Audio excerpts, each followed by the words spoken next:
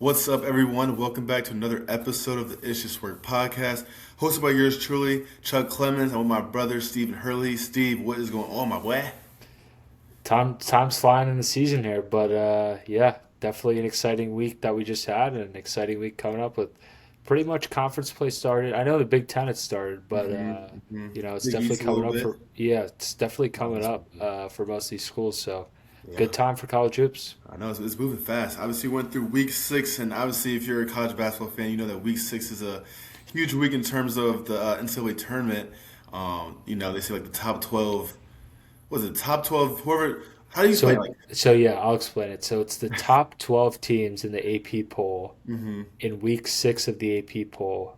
I think it's been like for the past 20 years or some number Like like that. 2004, I think, or something. Yep, where Yeah, the NCAA champion has been in that top 12 or 11 in the week 6 AP poll. yeah, Now, I think it's somewhere where it's like, is it a direct correlation? Probably not, but I think it's a good reminder. Like, most teams who are winning, to win an NCAA championship is hard. I think they show pretty early signs that they have a chance. So yeah. that's where it really comes down Yeah, to. yeah. So, obviously, moving to week seven, like I said, conference play is gonna be huge. Obviously, this is where stuff really gets gritty, and we're gonna talk about this later in the episode in terms of conference play and playing on the road and coming and bringing it every single day. But I want to start off with a little fun segment game. I have five teams written down. We're gonna rank these teams from 1 to 10 in terms of our concernment and our panic level for them. So one being I'm not concerned for this team at all; they're gonna be okay. 10 being I'm super concerned. I don't know how well this team could do. Let's start off with Kentucky. Obviously, Kentucky top 10 team preseason is coming in. They spent a lot of money on their players. Coach Pope, he was really raving about his team and stuff like that. They haven't had the greatest start, losing a lot of games to top teams. It looks like they're kind of struggling to find an identity and stuff like that. Obviously, they had a huge game versus Indiana, so that might be a good sign, but not the start that they probably thought that they were going to have. So, in terms of panic level, where are you rating that for them? So I'm going to go off, I guess, their preseason expectations and what's my concern for them reaching that. So for Exactly. Yep. Kentucky's, it was probably, a Final Four team. And right now, I'm going to put that at a 7 because one thing I'm going to give them why it's not an 8 or a 9 or even a 10 for me is they are missing one of their best players in Jaden. I don't know how to say his last name, but he's their Yep. center. And he definitely should help them given their front court woes, I'll call them. Definitely. And I will say again, they have played some quality comp, and the losses they've had have been against quality teams. They just beat Indiana. They played really, phenomenal team defense, I thought, in that game watching it. So I'll give it a 7. And why it's still fairly high for me for their concerns is, again, like, they are a great defensive team, but like you said, who is Otega Owe preseason, SEC player of the year, hasn't really looked that way. Their Hmm. guard play has been pretty spotty here and there.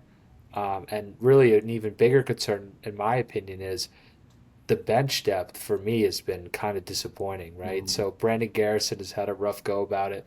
Jasper Johnson only played 2 minutes last game. Hmm. Even guys like Cam Williams, they have even guys like from last year, Trent Noah, just not have been very consistent shooting the ball. And I don't know. I think when they get Jaden back, that should definitely help their front court problems. But in terms of a Final Four team, I don't know. I just think right now that looks like probably a longer shot. So that's why I'll give it a 7. Yeah, I'm around that same area. I think I'm gonna give them. I'll say 6.5. It was a little bit higher before the Indiana game, but it's kind of similar stuff that you're talking about. I don't think they have an identity to start the season, and it makes sense, right? Like you have a whole new team, a lot of new pieces and stuff like that. It's hard to kind of get guys to come together so early on. But with them, it was more like yes, stuff was falling apart, but they just didn't look like they really wanted to win. Like there was no like emphasis of like going hard all the time. You saw that clip of Brandon Garrison turn the ball over, jogging Yeah, back, not post doesn't go over well him, in yeah, Kentucky now. ripped them and stuff like that. So that stuff, like all the other stuff, you can figure out. But if you can't do that to start how you are as a team, it doesn't go well. But I will say the Indiana game, they had way more energy. I think Coach Pope gave them a very stern talking, whether it was after the game or in practice, stuff like that. But they look like they had some energy. They look much, much better. So before Indiana, I think it would have been a little bit higher for me. But now since I think they're a little more energized, more of that will to win, I think it would be a little bit lower. So 6.5 is probably a good spot for me. But yeah, they had them as a Final Four team. I don't really see them getting to that point anytime soon, especially going into the conference play with SEC going they have coming up is going to be crazy. So I'm rooting for them, but it's going to be tough for them. Let's move on to another team in the SEC. Let's go to Alabama. They've had, I think, the hardest strength of schedule so far. Lost to some really top teams. Took a tough loss this past week to, I'm blanking on who they just lost to. Arizona. Arizona, 20-point loss and stuff like that.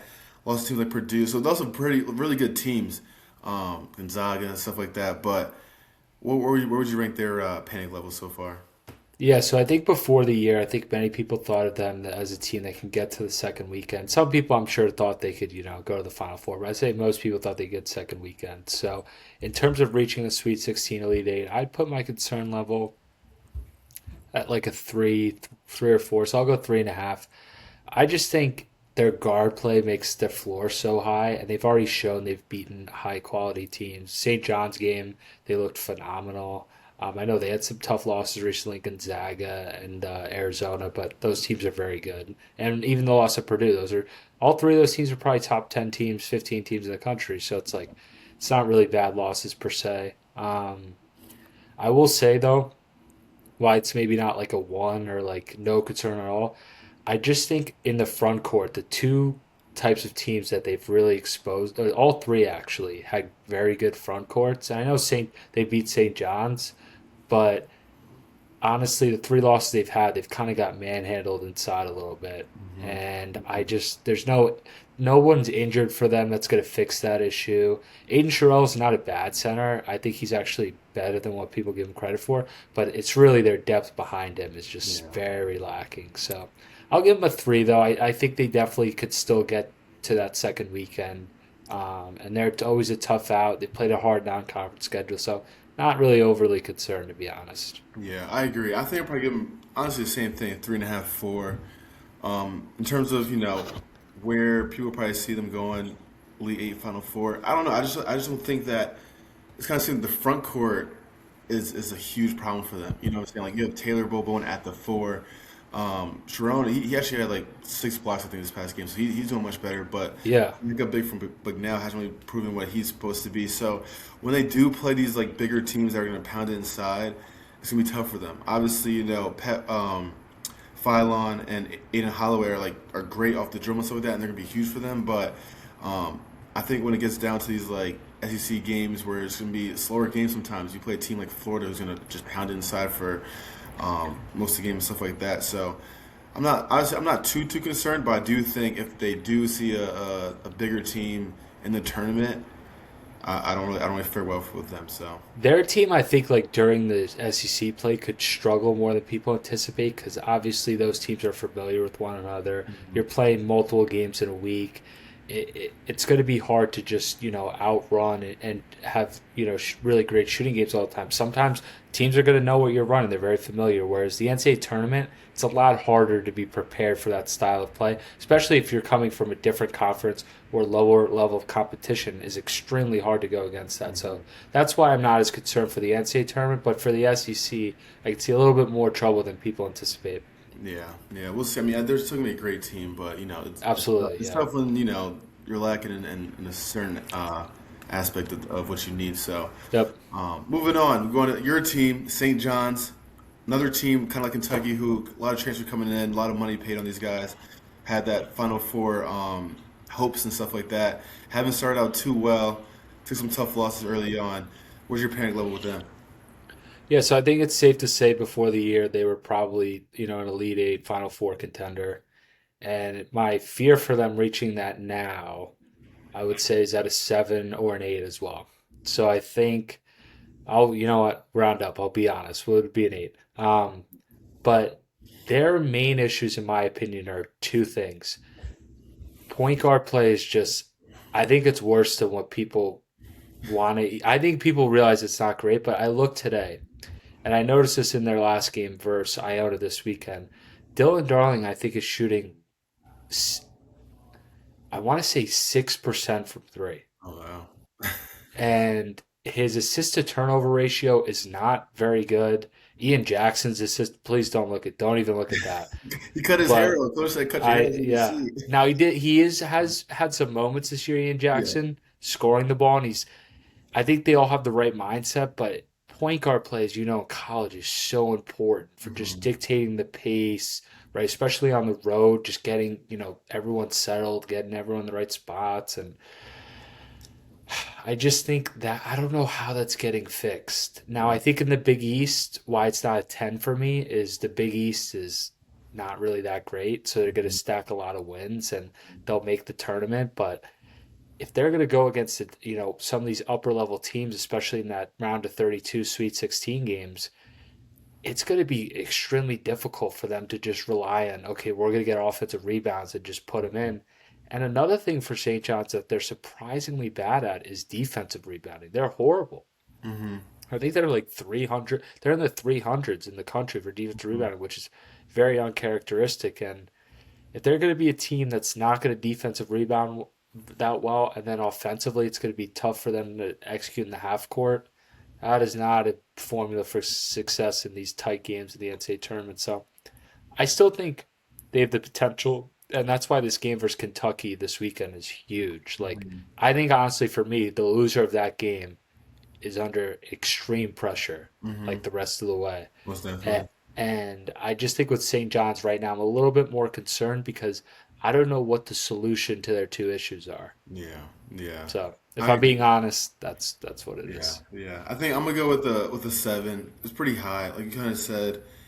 The front court is there. Zuby Ejiofor, Bryce Hopkins. You know what you're gonna get from them. It's more of like Hosea Sellers, Sonnen, Jackson, even drawing off the bench, stuff like that. But they just haven't kind of figured out how to, I guess, play with each other yet. And I think, coming in, Patino was really high on Ian Jackson kind of being that point guard and kind of leading this team to a certain level. And I just don't think Right. that he's kind of gotten to that level yet. Yeah. Um, but, you know, a lot to work on. You know what I'm saying? With a Rick Pitino team, too, is like, I wouldn't put it so much higher because, a lot of seasons go left. Patina at the helm is huge for them in terms of like trying to get stuff Right. out.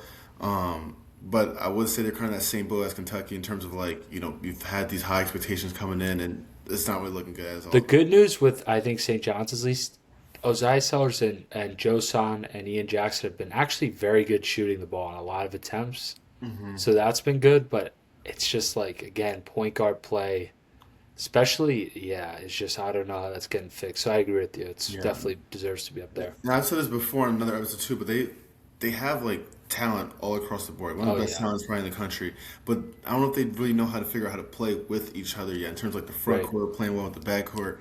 And when you have things like button heads like that, or not even like button heads, but more like not being on the same page in terms of how they're gonna play offensively, it's gonna be hard. It's gonna be hard to like do One well. of Then. one of the things I think to build on your point that you notice in college with teams that really know how to play each other is when you on offense you get the ball in the post, right? Because Hmm. if you don't know how to play with one another, you see a lot of times people are cutting when the guy's making a post up move or the spacing's off. You Right. see that all the time with St. John's. Like Hmm. Bryce Hopkins will make a cut and the two guys are standing right there. Hmm. Ian Jackson or Joe Son's like running towards the ball instead of like spacing to the corner or the wing. And that's one like simple thing that I think, is pretty easy to pick up on. If a team is experienced, like if you watch Purdue, for example, now they don't do it as much, but when they give it to Trey Kaufman Wren, they are like spaced out, screening, cutting. They're doing a really good job for him. Whereas Zubi Ejiofor is just, I mean, I feel bad for him. The guy's like Yeah. getting blitzed every time. Right. Right. But Yeah. yeah, Yeah. Um, yeah, we'll see. I mean, this is gonna be a huge game versus Kentucky, which we will highlight on our segment of our college basketball picks for the week. So you got make sure you guys check that out. Moving on to another team that you're really high on, Illinois. Took a tough loss to Nebraska at home this past weekend. A team that they have the talent, they know how to play with each other, but I don't know. I just don't think that they put it together every single game. And I think um, for me, but I'll go first in terms of my panic level. I probably put them at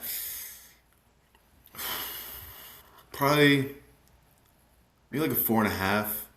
'Cause I think the talent is there. I think they know how to play with each other, like I just said, but just, they don't play that high level every single time. I've seen them play a lot of games so far, and there are games where they look like the best team in the country. They look like they're playing with each other, kicking it, playing on the defensive end.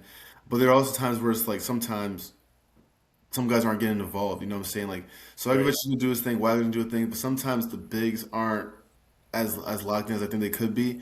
So as the season goes along and as like conference play starts, I do hope that they kind of just put it all together and it's like Right. every game is at that high level because we know what they can give us.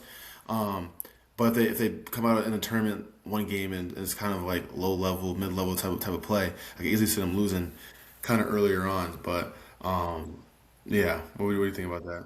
I'm gonna put them at like a 3.5 Hmm. because so they beat Texas Tech and they beat Tennessee. So at least they played very well those games and they beat Ohio State on the road. So at Hmm. least they have that kind of okay, we've beaten quality teams and whatnot. They lost to UConn. They did not play great, but UConn, as we know, very good team, national championship contender right now. And they lost to Bama.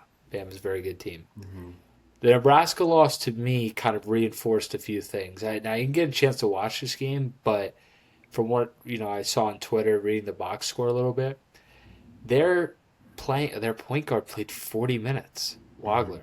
And it's Hmm. just like they have guys off the bench that could definitely he doesn't have to play 40 minutes. And another thing for this team, as you said, their big guy, their center, the Ivisic brothers, those guys are like a huge pieces of this team. And Mirkovic, they've been brutal the last few games. Right, right. Ivisic, I think the starting one, the one who's all Big Ten last year, in their biggest four games this year, so UConn, Bama, Texas Tech, and I think Nebraska, he's averaging like 8 points and 5 rebounds. Hmm. Like this is Hmm. a guy who's all Big Ten, and he's just like seems to be just not really a factor out there. And Mirkovic the past few games has been pretty brutal. He's been kind of out of it. He's been out of Um, it.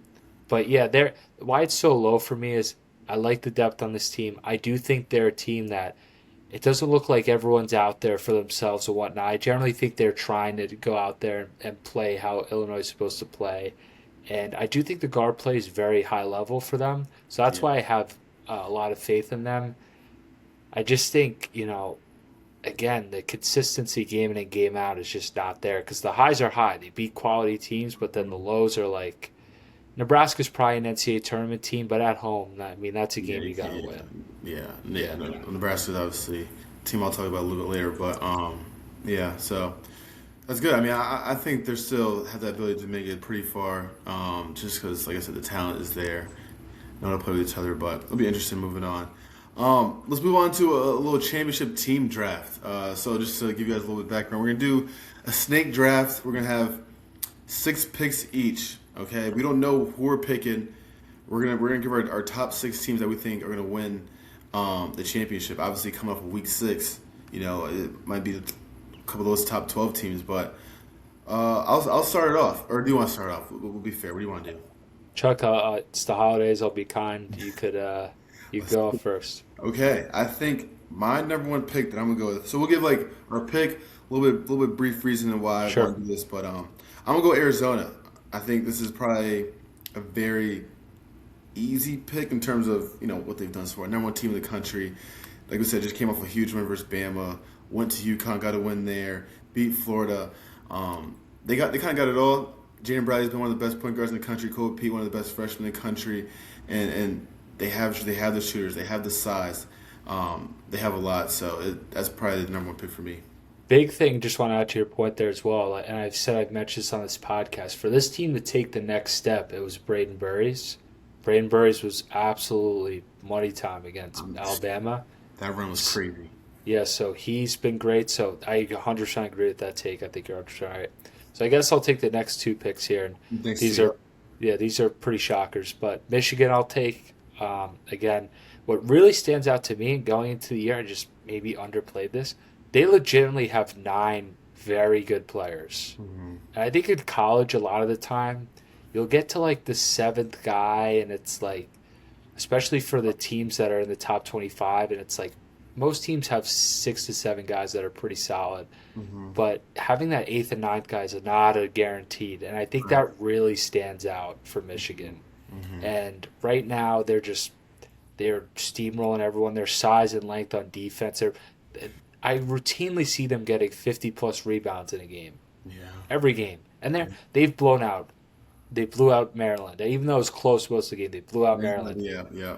They blew out Villanova. They blew out Gonzaga. They blew out everyone in Players era. Six. I think like six or seven. One the ones in a row where they're just like 20. Yeah, I think right, Maryland was like 20 ball. I think, but everyone else is like 30 plus. right. And I think what's really developing for them is their front court. I mean, they have two NBA, Ade Mara and Yeah, he's uh, impressive. Yaxel are two NBA guys. Which I Easily. think before the year everyone thought maybe Yaxel, but no, I mean those guys. And they just have the perfect Roddy Gales and Namari Burnett. Those guys are perfect, just role guys for them. And no, they've been phenomenal. No, So they got a that's great career makeup. yeah, that's my first team. Second team is, obviously early in the year I had my doubts about them. Mm-hmm. And, it's a long season, so It's maybe, coming back full circle, man. yeah. But my friend Dylan will be happy about this. But UConn is a Okay. team that, I'm definitely national championship, contender for me. What really changed my opinion about them is they're two freshmen, to be honest. And their backup center, Eric Ryba, and then Braylon Mullins. Those guys, I think those guys are NBA players. Braylon Mullins will definitely one and done. Ryba's probably coming back, Like, but a clinging type player. Do 2 years and yes, you get out of yeah. there. But they're phenomenal. They raised the ceiling of this team tremendously. Solo Ball, Caravan, Stewart, Mullins, Demery, all those guys can hit so many shots. Yeah. And I'm not even talking about Ryber or Terrace Reed. And then why I'm so high on them as well. I think Silas Demery has a lot of ability and talent. I Hmm. think he actually has more talent than Tristan Newton had. And I think he has the ability to be just as good, if not better, than Tristan Newton. And he isn't even, as we know, and many UConn fans could probably agree, he hasn't hit his potential yet. And Right. once he does, I mean, look out, because Yeah. that team is again another team. Common theme here for championship teams: they're nine deep. Hmm. So Hmm. it's like, And you the didn't mention like a Jalen Stewart, who's yeah, someone that plays his role. Not he's Jaden Ross as well, Jalen Ross off the bench as well. So those are right? two guys you asked the formula where it's like they're playing their role and they're coming to do what they gotta do. So yeah, UConn is full circle, man, full circle. For me, I'm gonna go with Purdue. Um, you know, experienced team. Um, they're a team that they have the makeup. Trayvon Kaufman, Brandon Smith. You know, they have the experience. They've been to the top. They've been to the lows. They know how it kind of goes within this March Madness stuff. Um, and obviously they took a tough loss pretty recently to Iowa State, but I still think a team that one of the best in the country. They were the hottest team a couple weeks ago. They're a team that I think is still up there in terms of like that national championship contender. So I'm gonna go with Right, them.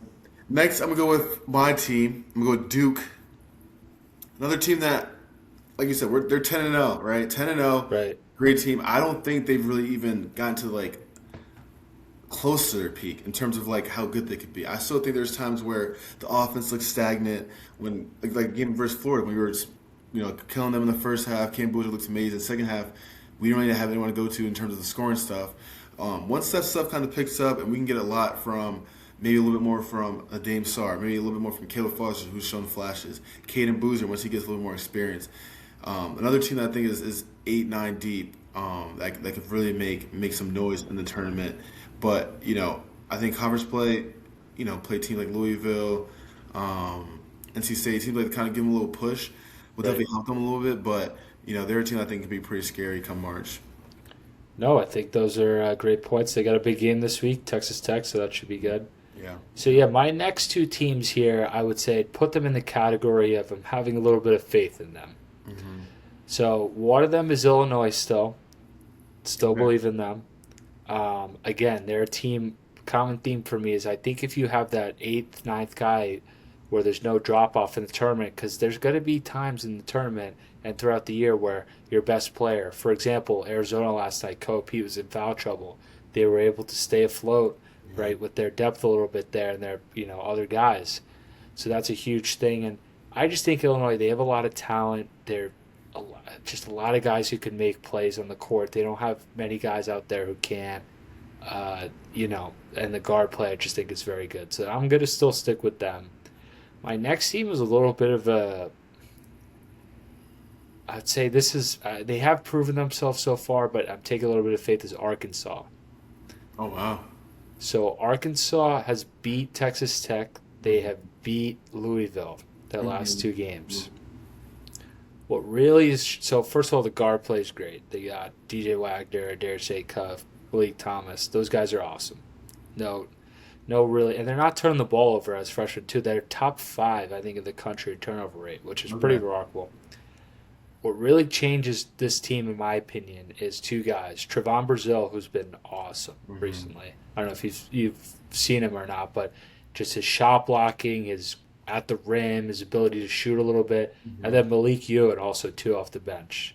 If those two guys are giving him consistent big time minutes and playing like how they are, I think this team could go very far.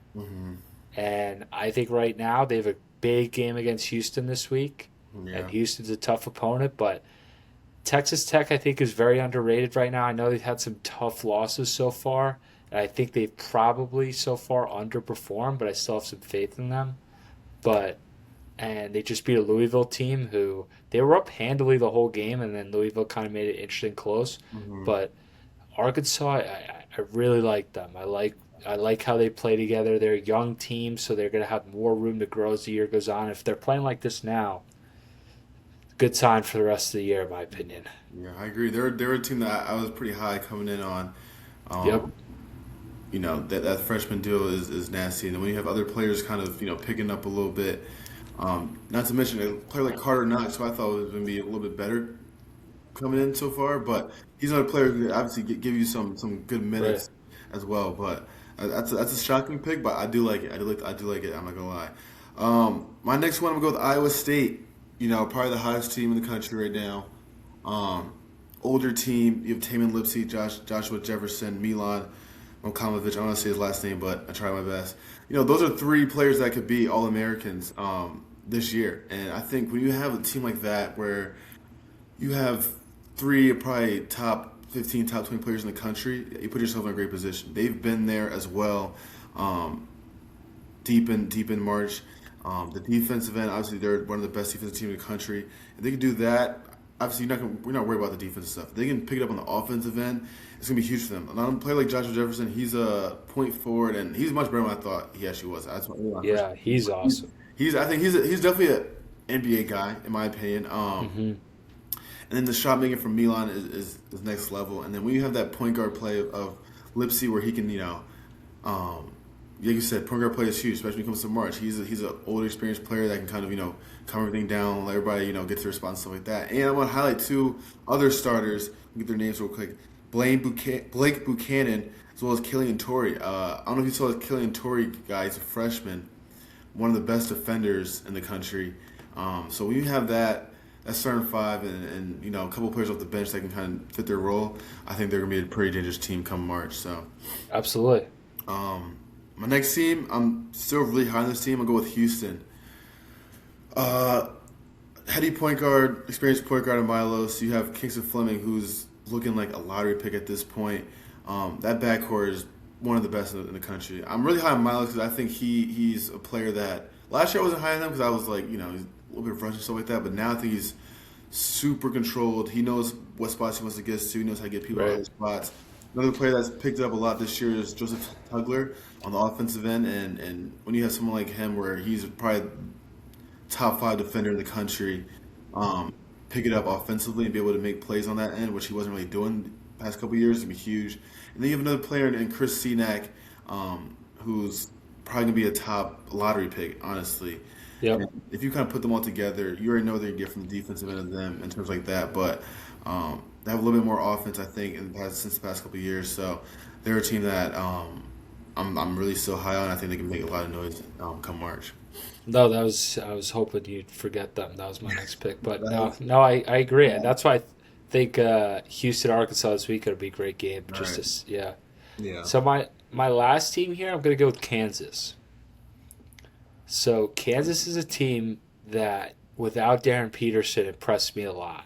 Now Mm-hmm. again, they lost to UConn.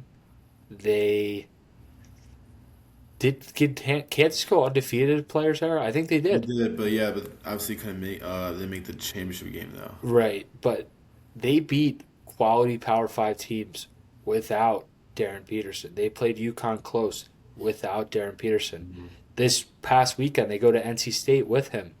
They win. He was out the last 10 minutes. Mm-hmm. They still win. Mm-hmm. This team, I think right now is massively underrated. Like I think I agree. like people probably I don't know what the ranking is, so excuse me, but they let's say they're a top 25 team. I think once Peterson comes back, this team is a lock top 10 and it could be top 5 Mm. cuz That's not crazy. they've been so good with I've been shocked how they've been able to be stay afloat without him. Yeah, I agree. And yeah, once he comes back, I don't know if you saw that was watching the game. NC State was throwing two or three guys like every pick and roll at him. Mm-hmm. And yeah, I think very highly of them. I think they have. I like the makeup of this team. They're physical, defending, and they. I think everyone knows their role in this team, Mm-hmm. which is a positive. And it was good without Darren Peterson to get those guys' confidence up Right. a little bit, especially like Melvin Council. I think he set like a Kansas record for. Did like 36 this past against NC Yeah, State.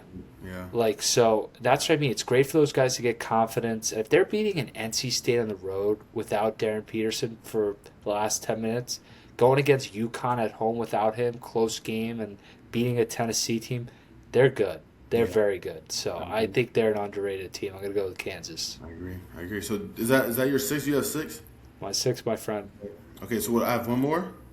No, I think you had Duke, Duke, the Houston, Iowa State, Arizona, Duke, Houston, Purdue. and Purdue. So I have one more. Okay. I'm gonna go with ah. I There's think I'm gonna one go. team on here I'm a little surprised none of us have picked. Okay, okay. I think. Well, I'm gonna go with Gonzaga. Is that the team that you were thinking about? Yes, yeah. Yeah, I'm gonna go with Gonzaga. My last one. Like I said, another experienced team. That's what I really based it off in terms of March Madness is what kind of experience you have. Their whole team is older. Graham EK, he's been in this spot plenty of times. A few of these I don't remember the freshman guard's name. I, He's from I remember we've talked about him before, but I yeah, know he's European, I think, but he's yeah. awesome. No, he's awesome. Yes, he's gonna be a huge X factor for them because obviously what I think is point guards, more experienced point guards do very well in the tournament. Obviously, he's a younger one, but like their length all across the board, their just talent, their size. I think they have honestly everything they need to win a championship, and they've had some pretty tough games earlier on where they've won. Obviously, they lost one pretty bad to Michigan, but um, their non-conference schedule has been doing really good so far. So I think that's my last team. Um, yeah, some other teams I was had on here were Michigan State, Louisville, Florida as well. I think Florida could be a little bit like they had some tough losses, but like some really good teams. You know what I'm saying? Like, so I think people are kind of putting them down a little bit more than they should because once Sam Lee's kind of picking up a little bit right now. Once Boogie Flynn gets to that level a little bit better too, I think they'll be pretty good. So Yeah. yeah, so yeah, that was pretty fun. Top six. Let's move on to one team that surprised you so far this year, and then we'll talk about one team that disappointed you so far. Let's go with your team that surprised you early on. Yeah, I think this one's kind of again I think it's pretty obvious. If you told me before the year, I'm just gonna pull up so I don't uh, get their who they played wrong. On a neutral court, they would beat Florida. They'd beat UCLA. Win at UConn. They'd win pretty much away at Alabama. I would have said best case scenario 2-2, Yeah. right? It's got to be Arizona. I mean, they have played quality teams.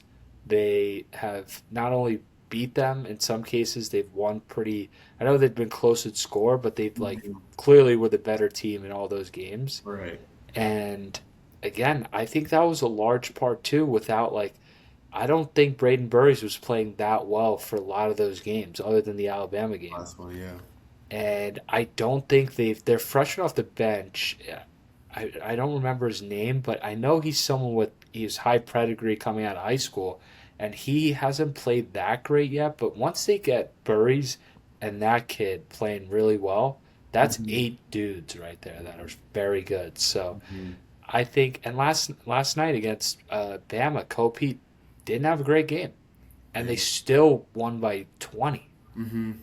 So I'm going to go with Arizona. I think their quality of wins and how they've done it has just been extremely impressive. And before the year, if you'd have told me they'd be undefeated to this point, I would have said no way. Hmm. I agree. I agree. I think I'm gonna go with, and this is a team that I had no information on, no clue. I'm gonna go with Nebraska. They're 11 Yep. right now. Just had a huge win versus Iowa State. I'm also gonna bring up their schedule as well. They have wins versus Kansas State by one. Creighton, who was a ranked team to start it off, and they beat them by 21.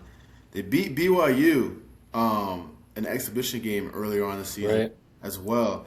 So there's a team that and then like I said, they came in and beat Illinois as well. So like I said, I had no really knowledge of who they were as a team before. Obviously, Fred Hoiberg as the coach is legendary coach and stuff like that. But their team, they're 11-0 going into Big Ten conference play. Definitely gonna make some noise. And they're a team that they have the shooting ability, they have the size, they have honestly kind of everything you need in terms of a team that's gonna do well. So they're probably the biggest surprise. Especially also another team is Vanderbilt.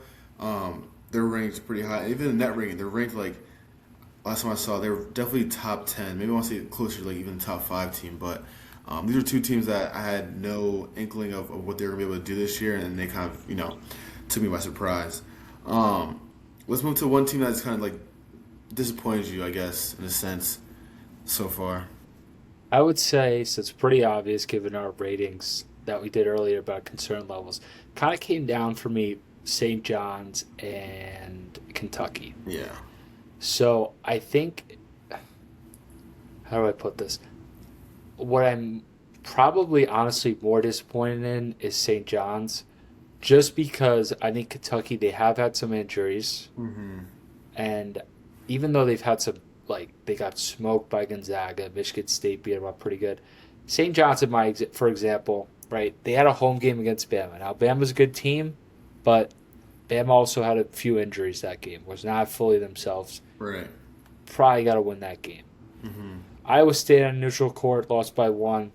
Not too bad. Not, it happens. But last 2 minutes of that game, Iowa State without their starting point guard, that's a huge advantage. Probably could have pulled that out. Yeah. And then the one that kind of really sealed the deal for me was the loss to Auburn. Now, I think Auburn's a quality team, but on a neutral court, we shouldn't be losing double digits to Auburn. Mm-hmm. Mm-hmm. And I think that was a game we had the whole way. Could have done a lot better. Now, they have beat Baylor and Ole Miss. It's not like they've beaten nobody. But again, like Ole Miss, they barely beat, and I don't think Ole Miss is playing that well right now. Mm-hmm. And I just think they've had a lot of opportunities that I think out of Alabama, Iowa State, and Auburn, probably many people are expecting 2-1, Yeah. and I think 0-3 is just that's disappointing. Yeah. Still not a complete mess, but definitely disappointing. Yeah. So yeah, Yeah, I think I'm gonna go with another team you just mentioned. Obviously, we talked about earlier. I'm gonna go with Kentucky. Like we said, Final Four hopes to start it off. When you spend as much money on NIL as you did, you expect to get that money back in return. You know what I'm saying? And their team ROI is not looking good now, my friend. at all, not at all. But like you're getting smacked by Michigan State, Gonzaga. Teams that are really good, but it's like you have the talent to kind of keep up with those teams, and for you to get kind of just manhandled early on is not a great sign. But like I said before, I do think this past game versus Indiana could be huge for them in terms of bringing that fire back, that energy back.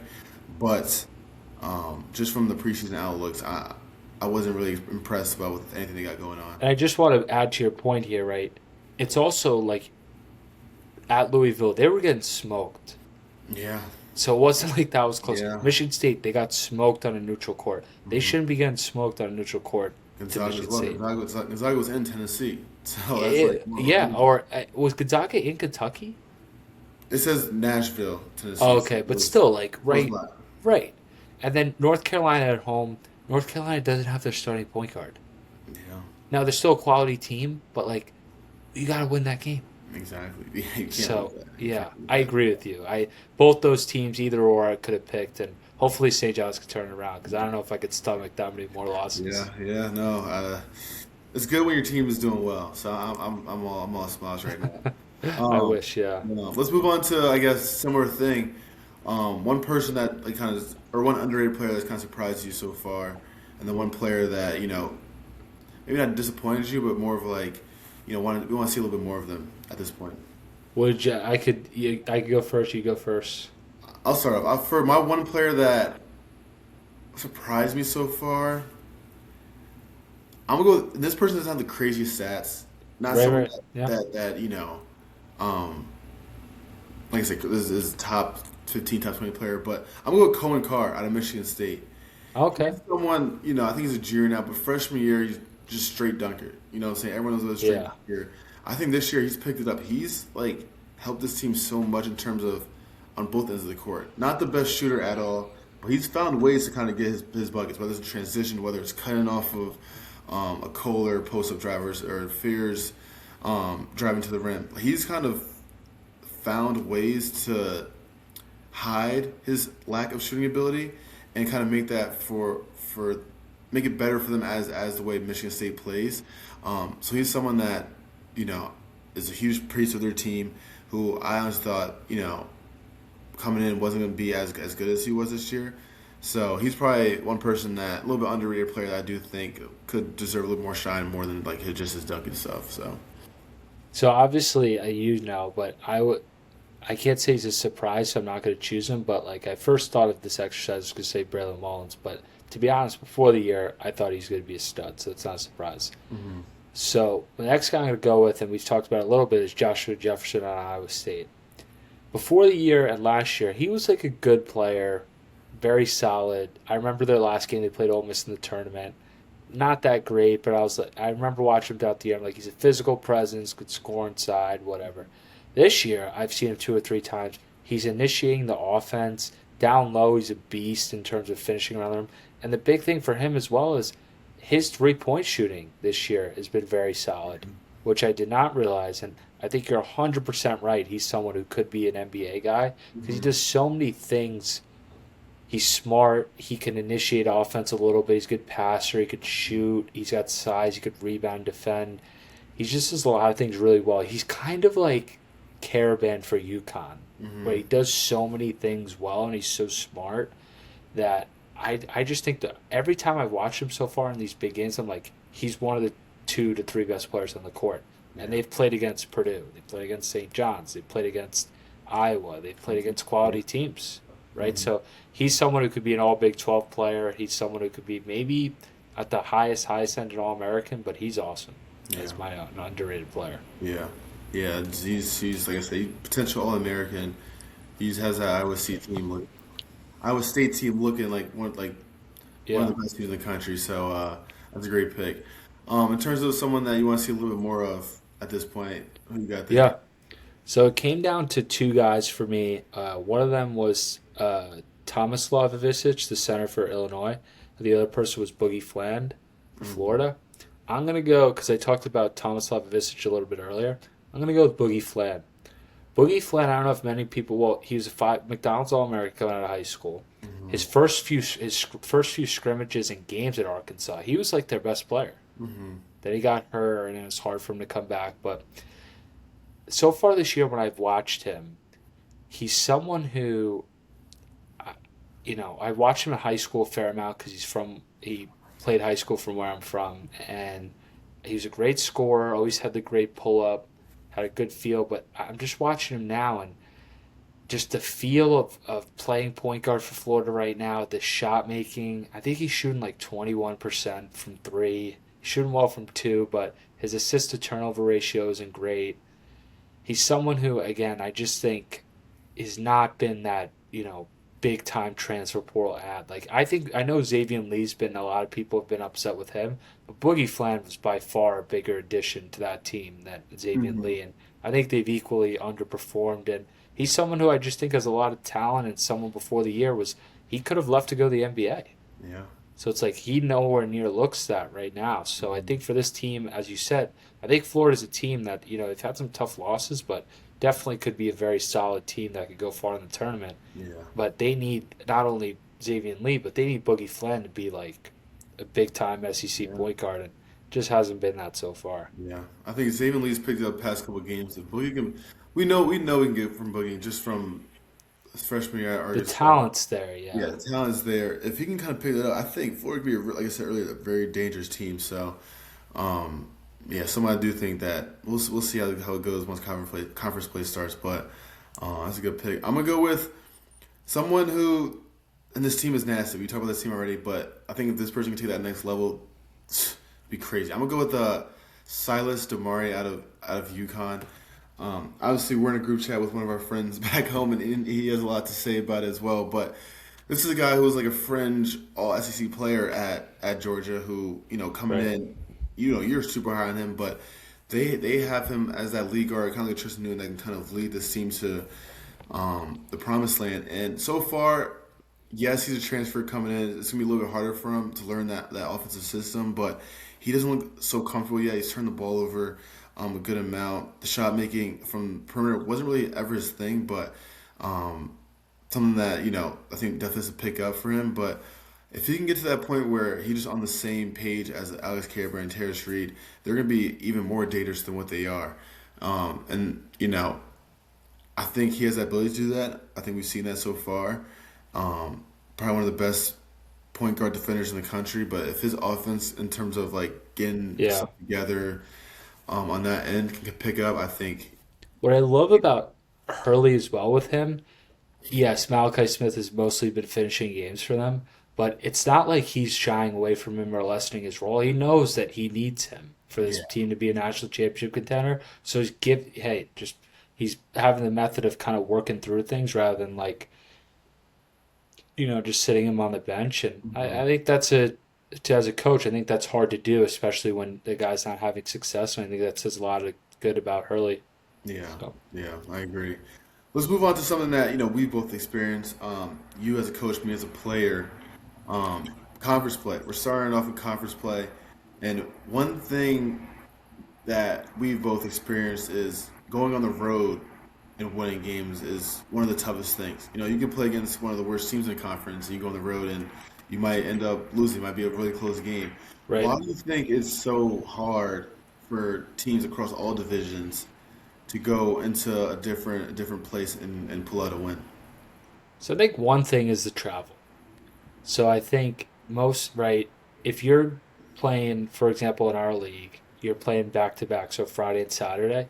Hmm. After the game, you're not going back to RPI, for example, or going back you're driving on a bus.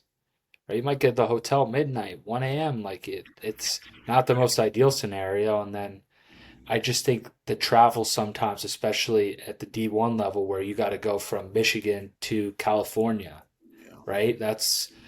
It's just kind of your body wears over time. If you've had, three straight road games, that's never easy. Hmm.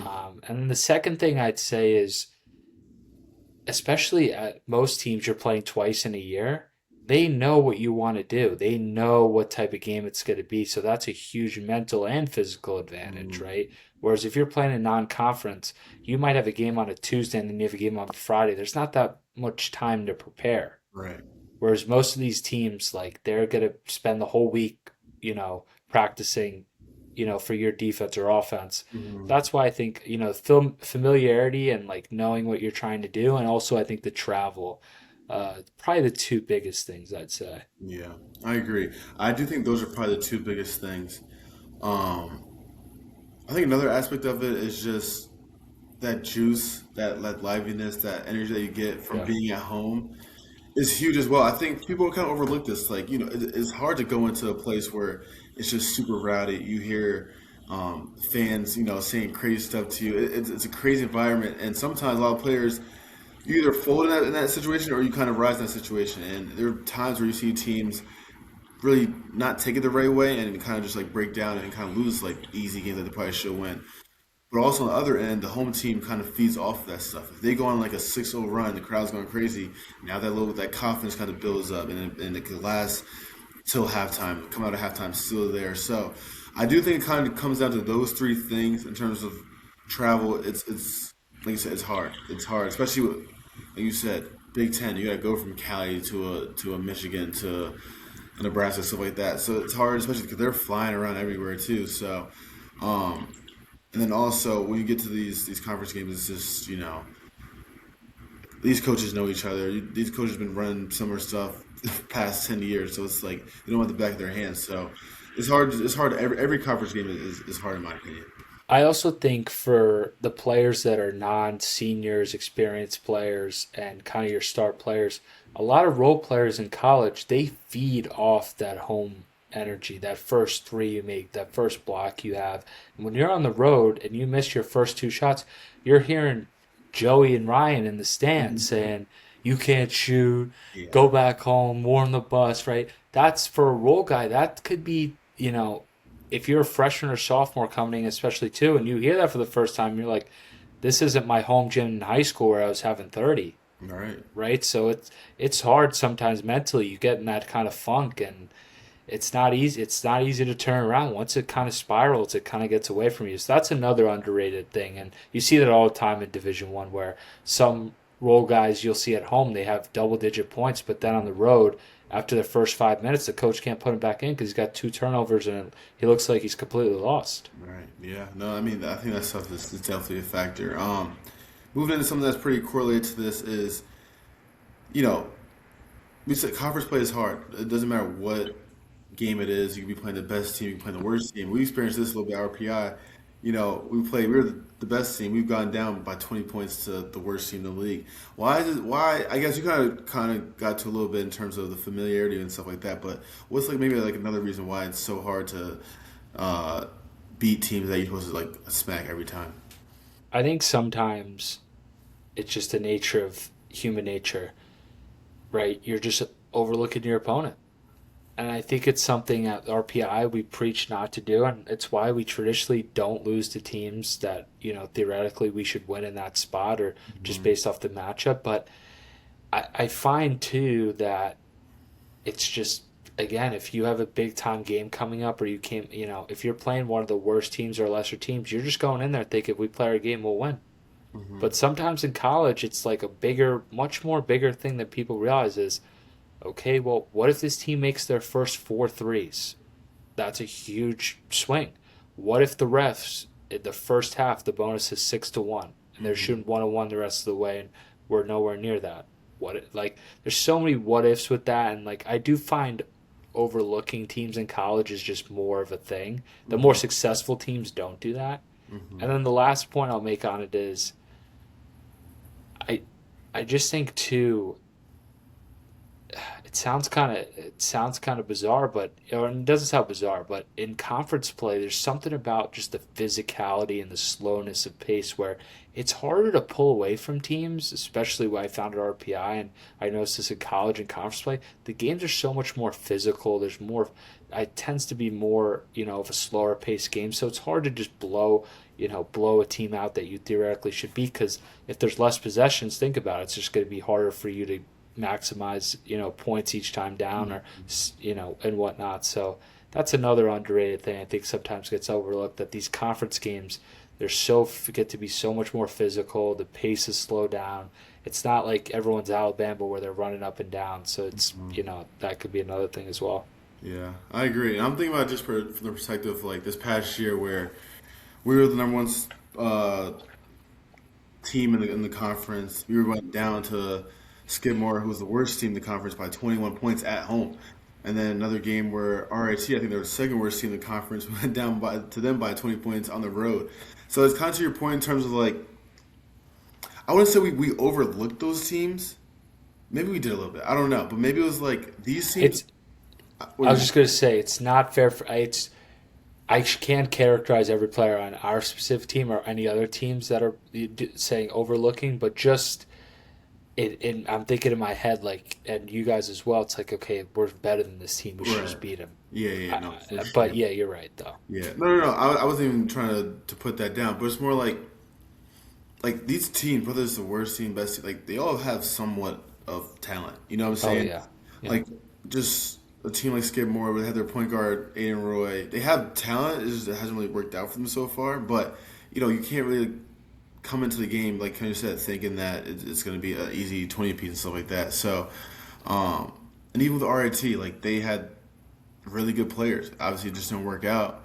But they have really good players, and it's going to be a dogfight every single game. And you look at even these bigger conferences like the SEC, the top team and then the worst team. Obviously, there's some difference between them, but I you 100% still agree. have the Right. worst team, whoever it is still probably better than a lot of other like smaller conference teams. You know what I'm saying? So the talent is always going to be there, but it's just like are you going to bring it every And single time? most teams in your conference, people think like the best versus the worst team. Most conferences, I won't say all, the difference isn't as big Yeah, talent wise as you think. The right. separators usually are, hey, is this team well organized? Are they Yeah, coached well? yeah. Have the, right all that little stuff? Yeah, Yeah, it makes a huge difference. That's what's really separates it. The talent isn't as big as people yeah, think. Now, some leagues, like for example, Gonzaga in the WCC, yeah. all right, that's one example. But most teams in the Big Ten, the worst and the best team, the gap isn't as big as you Yeah. would think. Yeah, It's not. the North. Yeah, no, it's not. It's not, and that's what I think. That's what it comes down to. Especially these. I mean, you think these Division 1 teams, even like Division 3. I think this is what comes down to is like the gap isn't that wide, and it No, could be you could lose any single game just based on the fact that this team has players too. You know what I'm saying? So, absolutely. yeah, I think that those are some pretty good reasons. To end it off, let's talk about a life of a game day. You as a coach, me as a player, our schedules are kind of pretty similar, but um, what was your preparation throughout just a Saturday game? Bringing us through Yes. your whole day, I guess. So I'm gonna go. I'll give it a little unique perspective here. Hopefully, everyone enjoys on the road. Okay.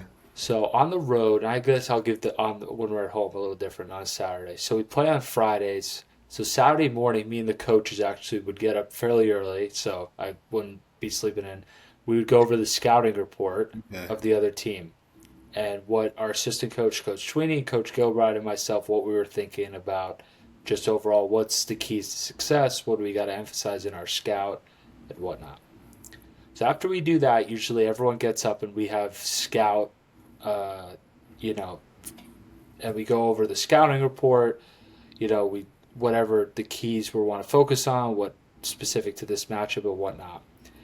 Then what we'll usually do is we go to the opponent's gym and we'll do walkthrough, for example. So we're walking through teams' plays, sets, Hmm. whatnot, and or what we want to emphasize that Hmm. particular game. And then after that, we usually it's either get some food. Uh, I'm trying to think. Go back to the hotel, get our stuff, get on the bus, and then usually uh, we go then back to the gym right before the game. And usually before the game, I won't. Coach Gilbride usually is doing his own thing and whatnot, but me and Coach Sweeney will usually talk about like reminders about hey, like if they run a particularly a play a lot, hey, this is what the call is, I think, or this is what just little reminder stuff about subs, reminding what time to put them in, and then yeah, after that, we'll right before the game. Usually, you guys all go into the locker room, and we'll have like 5 minutes where we'll talk right before we go into the locker room about what we want to discuss, and that's Hmm. always fun. I know you got to do that your senior year, Yeah, I've gotten to have both sides of it, which is pretty which is cool. kind of cool, right? It's different. It's a little different, but and then yeah, we games going on, and halftime, me and as you know, me and the coaches will go over some like second half adjustments, points of emphasis and whatnot. But yeah, I think the biggest thing what I've kind of learned in preparing for it like a game day as a coach is I think even like the littlest things like hey the ninth guy on the team he hasn't got a lot of minutes but he got in last game, this is what he likes to do. It's just good, the little stuff really adds up because I remember there was one game, I think it was RIT, where they completely changed the starting five. Okay.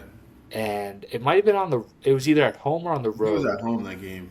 Yeah, yeah. But like Coach Sweeney and I were talking about, some of these guys, and some of those guys really didn't play a lot. And it was good that we talked about, like, okay, like this kid, this is what he really is as a player, what he likes to do. That way during the game, right before the game, we were able to tell you guys, hey, this is what he is, whatnot, and Hmm. so yeah, that's a little bit of a background, and then player you could go into now, but it's definitely way different than coaching. Yeah, yeah. I mean, day in life of game day. I would go from the home perspective.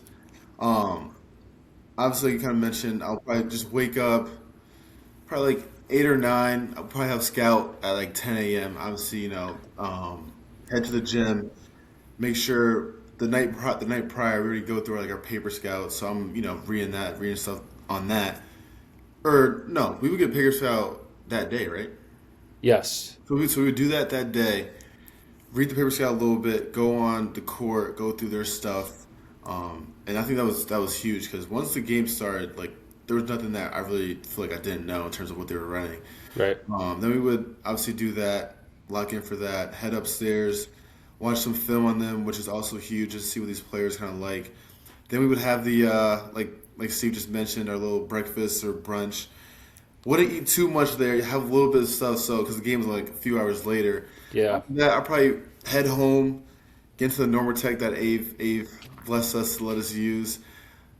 Watch some more film. Watch some more of the scout that they gave. And then for me personally, I was heading to the gym like maybe a couple hours Oh beforehand, yeah. just to get my activation and stuff going on. Get into the hot tub, get my ankles taped, get my glutes and hips right, get some extra shots up.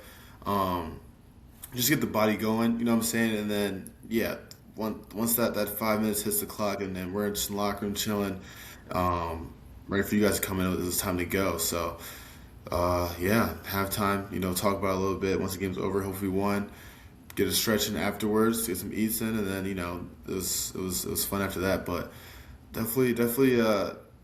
I wouldn't say there was like too much chilling going on. Obviously, you had that one point of the day where it's like after we eat, it's like you chill a little bit. But even then, it was like still getting ready for the game, getting your mind right, reading up on stuff right beforehand. So, um, I have actually two questions for you, just from a player's perspective. uh, Sometimes I think with paper scout and watching film, I think sometimes it can be a little bit overdone, just in terms of like how much are you retaining, how much are you locked in, because all that information at once for some could be a lot, which I get, I totally mm, get. But I think for us, at least as a program, it's done us a lot of well, especially defensively, just how we're able to approach the game. As a player, did you feel like paper scout and watching film was something over time throughout RPI is something you really understood the importance of, or do you always felt like you understood, okay, this is really important? yeah, I mean, I definitely understood watching film was always great. Like in high school, I think I was pretty advanced in terms of like watching what other teams did and how Right, you kind right, of get right. better. The thing about the paper scout, I never really did in high school, so that was definitely something early on that was a little bit of a change, especially like when I was even playing my sophomore year. It was like it could have easily been like, I don't want to watch, I don't want to read this, like just throw it out. But I did understand how important it was early on. So when I did get my chance on the court, it was kind of second nature. Um, but yeah, I do think a lot of players kind of overlook that aspect, especially young players in high school. Like you're not really doing this stuff in high No, no, school, so definitely not. it could be Yeah. definitely a little shock coming into college. But it definitely helps. Like I kind of said, there were times in games where they would call a play out, and everyone knows it. You know what I'm saying? Yeah. That was huge. That was huge. I definitely did appreciate that stuff. Uh, Then my second question for you is, before a game, I think a lot of people, players, they'll talk about getting shots up, stretching their Mhm. body, doing physically the stuff to get ready, which I think is important. But I noticed over the years you're someone who's definitely mentally was always sharp, always locked in. What do you think some things that you did before a game that really improved that? Because I think for a lot of guys, I think physically, it's important to get yourself ready for the game, but I also Mhm. think it's mentally like, Yeah. especially in college, you're not just going to be able to go out there and out talent or out Mhm. physical most teams. Mhm. Mentally, you got to have that like, okay, this is what this team's trying to do. This is how we're going to not allow that to happen. This is what we're trying to do, and this is how we're going to make sure we're able to do it against this team. So, Mhm. maybe what mentally were you really focused on before the game? And In terms of like immediately before the game, it's kind of something you just mentioned. It's like, how are we gonna win this game? Coach Gilbride, he gave us the keys of how we're gonna win this game, and usually like that's how it came out to be. And I think for me, especially being a captain this past year, it was like, I kind of knew how we were gonna win the game, but now it's like, let me make sure that everyone else is on the same page. You know what I'm saying? So it's just talking to certain guys beforehand before the game, like, yo, remember if they do this, we gotta do this. You know what I'm saying? And we always would break it down. And Avery did more of like the hype thing later Yeah, on, but I was more of the breaking down like, make sure we do this, make sure this guy doesn't get off, make sure we're getting to down, getting to certain stuff and stuff like that. So, and I think that just helped me as well, just speaking it to other people. You know what I'm right. saying? So, just making sure that, like how you just said, everyone was on the same page was probably the biggest thing. It was more for us as a team rather than just me, because obviously we know like me being on point and no one else being on point. What does that do for us as a team? Right. So, that's a good question, but I do think it was something that just saying out loud was huge. After you watching you and Johnny give the that side of the speech on the pregame the past 2 years, you guys could have been like Fortune 500 company CEOs the way you Yeah. guys were you guys were talking. So you Yeah, guys did a great job though. shout out to Liberty League Player of the Year 2024. Johnny was a beast when it came to that stuff. He was always locked in. So, but I think it's huge, man. It's like if you are locked in on a scout, and this is something I'm trying to tell my high school team is like, yo, lock in on a scout. Whatever, for the most part, what these coaches are telling you is mostly going to happen in the game. So if you can just eliminate that stuff, you'll have a great chance to win. So let's bring me back a little bit of this game day stuff. Yeah, it's Just good that to whole hear. process and stuff. But yeah. So I mean, this is another episode down. Great episode today. Great I episode. liked where we went, but Yeah, we appreciate everything, all you guys listening, and make sure you like and subscribe. But yeah, another week of college hoops and right around the holidays, so even better. let's go. All right, guys. Peace.